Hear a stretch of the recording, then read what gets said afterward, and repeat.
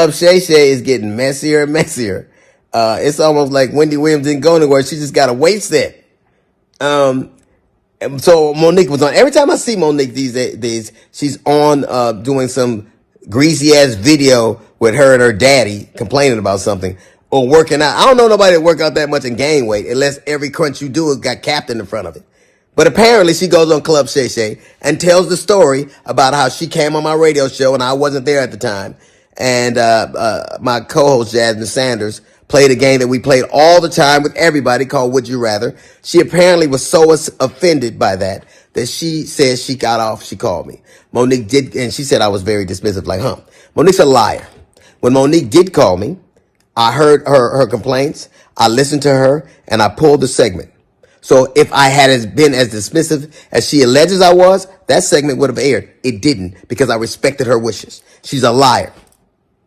It's also befuddles the shit out of me how somebody who as a comedian talks as much shit about everybody else as she does. She has the temerity to be offended about anything as much shit as you say about people.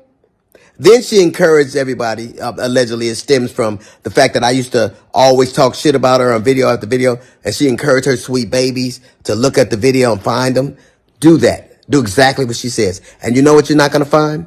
You're not going to find any evidence of that because MoNique is a fucking liar. She's lying about that.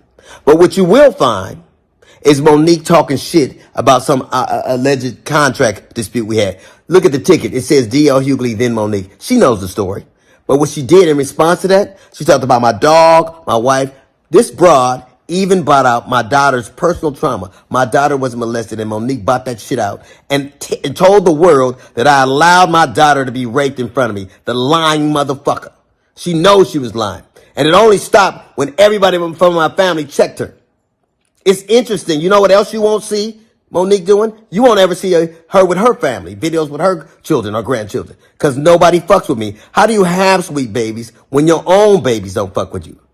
How do you love us for real when there's no evidence of anybody loving you for real, except your daddy, who you apparently have to pay? And FYI, daughters are paid for by daddies, not daddies who get paid by their daughters.